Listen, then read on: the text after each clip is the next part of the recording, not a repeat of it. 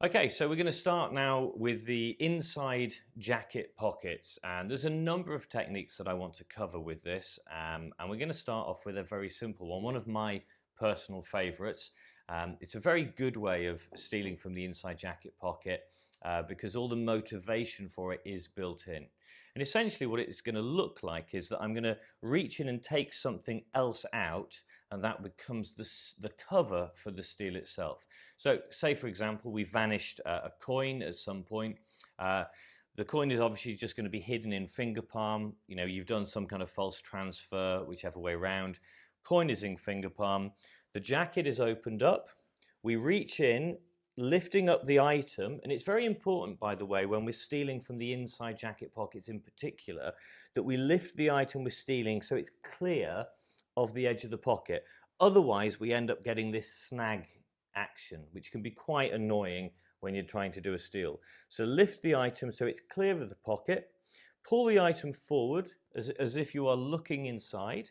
You reach inside to produce the coin, and again, remember we're using the idea of following the motion with our eyes and with our bodies.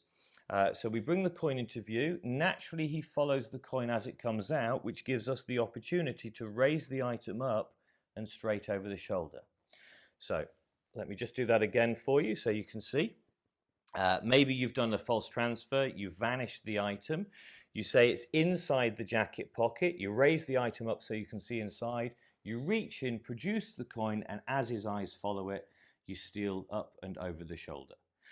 What's nice about this is because of bringing the jacket open, we've moved the item away from his body, so there is no physical sensation to him when it's removed. All the attention, of course, is on the item coming out as it clears the pocket. Timing-wise, you want the steal to happen just as the eyes begin to follow this across. As his eyes move and his head moves, this is the moment to take the item out. It's a very nice, easy steal. Of course, it can work from the opposite direction as well. I could simply swap places, but equally so, we can use the same technique, but I'm going to add the added sort of benefit, if you like, of stepping across his frame.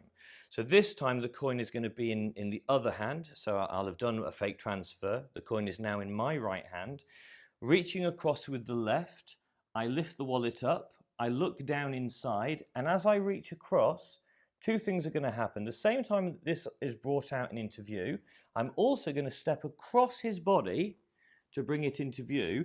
Now, of course, I'm covering this slightly from the camera, but as I step across to bring this into view, let me just turn that round, this is coming out here and over the shoulder. So now he's got multiple points of interest. He's looking at me, he's looking at the coin, you know, his attention is divided in lots of different ways.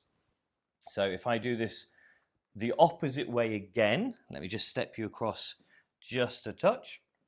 The opposite way again. So this time it would be a vanish in this hand. The coin is gone.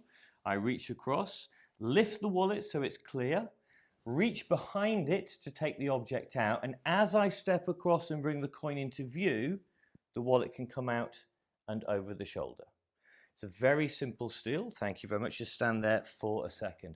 It's a very simple steal. Now, obviously, you don't have to be doing this with a coin. For comedy value, of course, you could simply have maybe picked up a spoon off the table and just have it clipped in your hand here. And the whole idea would be that, you know, maybe as you're talking to the person, you could be saying, "Oh, sorry, hang on, what's this in here?" Reach beyond and bring out a spoon from his pocket. Just the comedy moment gives you the motivation then to show the spoon as you bring the item up and over the shoulder. Now, in these situations, there's a lot of movement, there's a lot of dancing around the person, but actually that's not a bad thing either. All of these things add to the misdirection of that moment. Can I just borrow the phone that's in your pocket? Yep. Now, obviously, depending on the item, something like a mobile phone without a case isn't going to snag at all, which means you don't have to lift the item clear of the pocket in the same way that you would maybe a wallet, you know, or even a glasses case. Anything that might snag, you want to clear the edge of the pocket, but for something like a phone, I can simply clip it with the two fingers as I reach inside, produce the object and take it out. it's going to be a very smooth steel. The beauty this day and age, because a lot of people have mobile phones and maybe very little else, mobile phones are really easy to steal because the wonderful thing about modern phones is they're all very smooth, very shiny, and very easy to simply clip, produce something, and lift up and over the shoulder. One of my favorite steals, very easy to practice, very easy to do indeed.